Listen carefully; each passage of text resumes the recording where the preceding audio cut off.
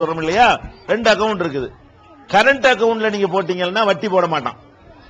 பேங்க்ல கணக்கு ஆரம்பிக்கும் பொழுது என்ன அக்கவுண்ட் போடுறீங்க, கரண்ட் அக்கவுண்ட் சொல்லி ஒரு வகை இருக்குது. அது சில நிறுவனங்களுக்கு தான் அதை தருவான் பெரும்பாலும். சில வங்கிகள் தனியாருக்கும் தருவான். ஏதாவது ஒரு கம்பெனி பேரு, ஒரு ட்ரஸ்ட் பேரு, அது மாதிரி ஒரு அப்படி தருவான்னு வைங்களேன். சில நிறுவனங்கள்ல தனியாருக்கும் என்ன செய்யறான், சில பேங்குகள்ல கரண்ட் அக்கவுண்ட்டுக்கு அனுமதிக்கிறான். கரண்ட் அக்கவுண்ட்ல நீங்க போட்டீங்கன்னா எவ்வளவு போட்டியோ அவ்வளவு ரூபா தான். 100 வருஷம் கழிச்சு எடுத்தாலும் அந்த ரூபா தான் தருவானே தவிர 10 காசு உங்களுக்கு தரமாட்டான். அந்த ரூபா கூட தரமாட்டான். சர்வீஸுக்கு உங்கள்ட்ட எடுத்துக்கிடுவான். சர்வீஸ்னா என்ன, உங்களுக்கு செக் புக் தர்றான், அது காசு வாங்கிடுவான். நம்ம காசு கழியத்தான் செய்யும். கரண்ட்ல போட்டீங்கன்னு சொன்னா நமக்கு அவன் செய்யக்கூடிய சர்வீஸ் இருக்கிற சேவை, அந்த சேவைக்கு உள்ள காசையும் நம்ம காசுல இருந்து கழிச்சுக்கிடுவான்.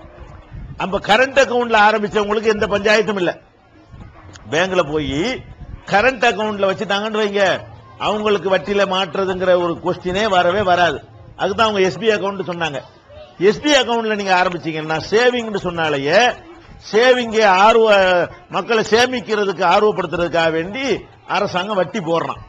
நம்ம விரும்பாட்டாலும் நமக்கு என்ன செய்யறான், வட்டி போடுறான்.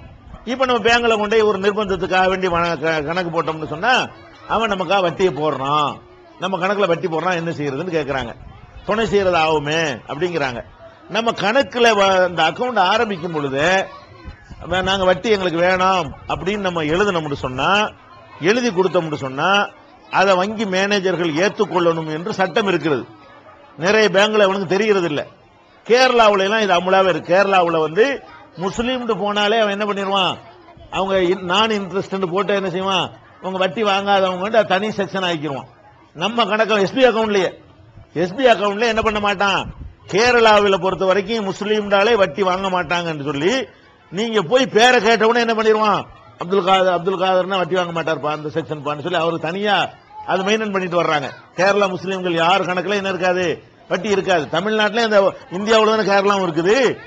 இங்க நம்மளோட வாங்க விரும்புறதுனால அவன் அதுல பிடிப்பா இருக்கான் கேரளாக்காரன். நம்மளுக்கு இந்த வட்டியை பத்தி அவளுக்கு தெளிவில்லாம நம்மளால போடுங்கிறான, நம்மளே தெளிவில்லாம இருக்கான, வட்டி தொழிலே பண்றான முஸ்லீமா இருந்துகிட்டு. இவனுக்கு இஸ்லாம் தெரியாதனால அவன் என்ன பண்றாங்கன்னு கேட்டா, சட்டம் தெரிய மாட்டேங்குது. வங்கி மேனேஜருக்கு என்ன செய்ய மாட்டேங்குது, வட்டி வேணாம் எங்களுக்குன்னா அதெல்லாம் எங்களுக்கு இல்லம்மா, அது தப்பு. அது நம்ம வேணாம்னு சொன்னால் நம்ம கணக்குல வரவு வைக்க கூடாதுன்னு சட்டம் இருக்குது.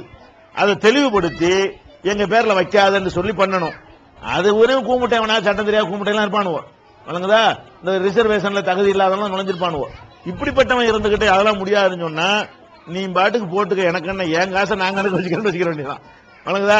நீ உன் கணக்குல எழுதி வச்சுக்கடா, என் கணக்குல நான் போட்ட ரூபாதான், நம்ம ரூபாய் எடுத்த பிறகு ஒதுங்கிற வேண்டியதான். நீ என்னமோ தொலைஞ்சு நாசமா போ, வாங்கித்தான் தீரணும், துப்பாக்கி வச்சு மிரட்ட போறானா. நீங்க 1 லட்சம் ரூபாய் போட்டீங்க, 1,10,000 ரூபாய் இருக்குது, 10,000 ரூபாய் வாங்காட்டி சுட்டு போடுவானா, என் ரூபாய் 1 லட்சம் தாரா இருந்துட்டு கணக்கு குலசு பண்ணிட்டு போயிட்டே இருங்க. அப்ப நம்ம வட்டி வாங்காம இருக்கலாம். அவன் அக்கவுண்ட்ல போட்டாலும் எங்களுக்கு வேண்டாம் என்று சொல்லி எழுதி கொடுத்து அதை மாத்த இயலும். சில மேனேஜர்களை புரிஞ்சுக்கிட்ட மாதிரி மாத்திடுறாங்க.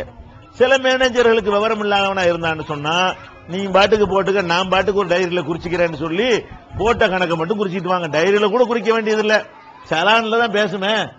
பேங்க்ல போடக்கூடிய சலானை சேர்த்து வச்சு சொன்னாலேயே உங்க அக்கவுண்ட் எவ்வளவுன்னு தெரிஞ்சு போயிரும்ல, டோட்டல் பண்ண வேண்டியதானே. அது ஈஸியா கண்டுபிடிச்சுக்கிட்டு நம்ம ரூபாய் எடுத்துக்கிட்டு நமக்கு சம்பந்தம் இல்லாத ரூபாயை தொலைச்சு போ, எங்க ரூபாய் இல்ல விட்டுற வேண்டியதான். வங்கியில கொண்டை போட சொல்றாங்க இல்லையா, போட சொல்றது நம்ம வட்டிக்கு துணை செஞ்சது ஆகுமா, அவங்க சொந்த காசை போடல. நான் என்ன செய்யறேன், என் கணக்குல கொண்டே இதை கொண்டே போட்டு வாங்க அப்படின்னு கூட சொல்றேன். நீங்க கொண்டே போட போறீங்க, வட்டி போடுவான்னு தெரிஞ்சுட்டு போடுறீங்கன்னு வைங்களேன், இது வட்டிக்கு துணையாகுமான்னு வருது கேட்கறாங்க. வட்டிக்கு துணையாகிறதுல எப்ப வரும்னு கேட்டால், இந்த பேங்க்ல வட்டி இல்லாமலும் கணக்கை மெயின்டைன் பண்ண முடியும், வட்டியோடவும் மெயின்டைன் பண்ண முடியும். வட்டி வேணான்னு நம்ம எழுதி கொடுத்துட்டா வட்டி போடாமல் அவன் இருப்பான்.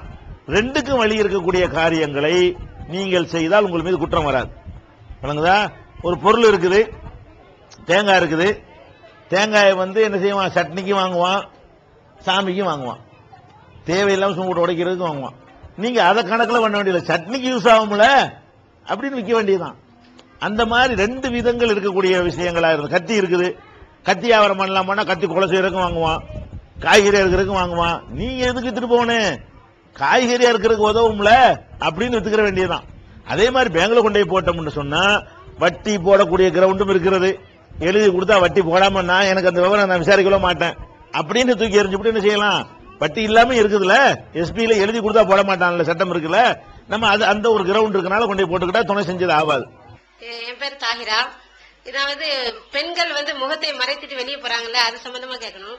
புகாரில ஆயிஷா ரலியல்லாஹு அன்ஹா அந்த அவதூறு பற்றி வரக்கூடிய ஹதீஸ்ல அந்த சஹாபியை பார்த்தவுடன் முகத்தை மறைத்தார்கள் இருக்கு.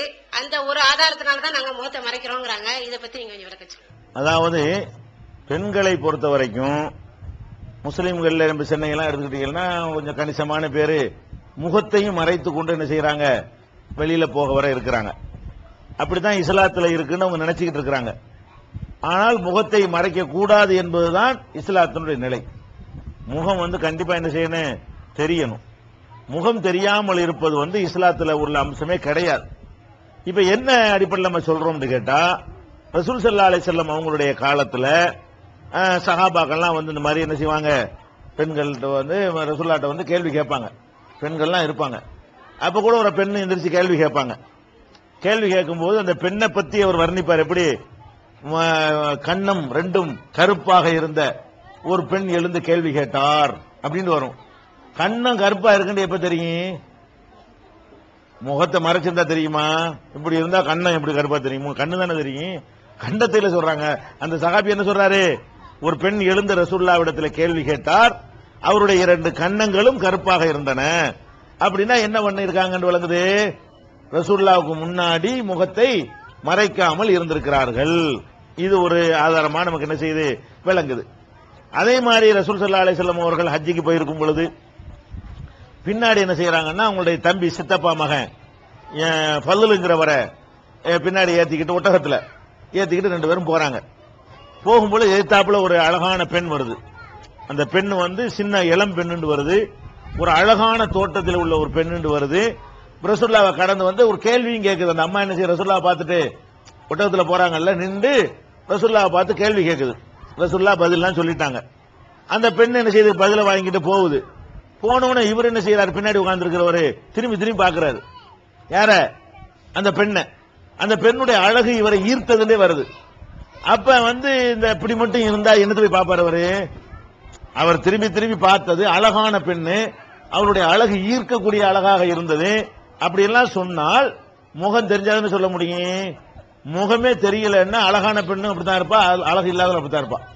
முகம் இல்லாம இப்படி மட்டும் இருந்துச்சுன்னு வைங்களேன், அவ எல்லாரும் ஒரே மாதிரி தான் இருப்பாங்க. கிழவி கோமரி எல்லாமே ஒரே கணக்கு தான். அப்ப அழகான பெண்ணா இருந்தால் அவளுடைய அழகு ஈர்க்கக்கூடியதாக இருந்தது என்றெல்லாம் அதுல வர்ணிக்கப்படுது என்று சொன்னால், இவர் திரும்பி திரும்பி வேற பாக்குறாரு. ரசூலுல்லாஹ் வந்துச்சுனாங்க தலையை இப்படி திருப்பி இங்கிட்டு திருப்பி சொல்லி திருப்பி வைப்பாங்க அவரை. அப்ப அந்த மாதிரி எல்லாம் நம்ம பார்க்கிறோம். அப்ப அதுல என்ன விளங்குது, முகத்தை மறைத்தல் என்பது ரசூலுல்லாஹ் காலத்துல இருக்கல. அதே மாதிரி என்ன செய்யறாங்க, அலியை பார்த்து சொல்லுவாங்க, அலியே நீ திருப்பி திருப்பி பாத்துறாத. ஒரு தடவை பார்த்தது உனக்கு அனுமதி, 2வது தடவை பார்த்தது என்ன இல்ல, உனக்கு அனுமதி கிடையாது. பைனலக்கல் உலா வலைசத்துலக்கல் ஆகிறா. ஒரு தடவை அதாவது எல்லாத்தையும் மறைச்சிருந்தா என்னத்தை போய் பாப்பாருன்னு, என்னத்தை போய் பாக்குறது, லட்சத்திர பார்த்ததை என்னங்கிற என்ன சொல்றாங்க, பாக்குறியா கண்ணுக்கு ஒரு அப்படி பாத்துக்கலாம், இப்படி பார்க்க கூடாது, இந்த உத்துக்கிட்டு பாக்குறது பாருங்களேன். அந்த மாதிரியான ஊடுருவி பார்ப்பது என்பது மார்க்கத்தில் இல்லைங்கிறாங்க. அப்ப அதுல என்ன விளங்குது, முகம் தெரியுதுன்னு விளங்குது. அதே மாதிரி அல்லாஹ் குர்ஆன்ல என்ன சொல்றான்னு கேட்டா, மூமினான ஆண்களே உங்களுடைய பார்வையை தாழ்த்தி கொள்ளுங்கள் குர்ஆன்ல இருக்குது. ஏன் போட்டு பார்வையை தாழ்த்துறது, மூடிக்கிட்டு வரீங்களா, என்னது இப்படி தாழ்த்துறது, எல்லாத்தையும் மூடிக்கிட்டு வந்தா ஏன் போட்டு தாழ்த்தணுங்கிறேன். அப்ப தாழ்த்துங்கன்னு சொன்னாலே என்ன அர்த்தம் இருக்குது, அங்க பாக்குறதுக்கு என்னமோ இருக்குன்னு அர்த்தம், தாழ்த்த முடியும். ஆண்களுக்கும் அல்லாஹ் கட்டளை இடுறான் பார்வையை தாழ்த்துங்கள், பெண்களுக்கும் கட்டளை இடுறான் என்ன செய்யுங்க, பார்வையை தாழ்த்தி கொள்ளுங்க. பார்வையை தாழ்த்தி கொள்ளுங்கிறது ஒரு இலக்கியமா சொல்றது. அதாவது சும்மா பார்க்கலாம், இந்த இப்படி பாக்குற மாதிரி பார்க்கலாம், அவ்வளவுதானே தவிர ஒரு மாதிரியான பார்வையை பார்க்கறதுக்கு மார்க்கத்தில் தடை இருக்குது. அது ஏன் அந்த தடை அல்லாஹ் போடுறான், தெரிஞ்சதுனாலதான் போடுறான். ஒண்ணுமே தெரியாட்டி இந்த தடை தேவையில்லை. என்னன்னு பார்த்தாலும் துணியை தானே பார்க்க போறீங்க. இப்படி தொங்க விட்டுட்டு போனா என்னத்தை பார்த்தாலும் எதை பார்க்க போறீங்க, கருப்பு துணி தான் தெரியுமா, மூஞ்சி தெரியுமா?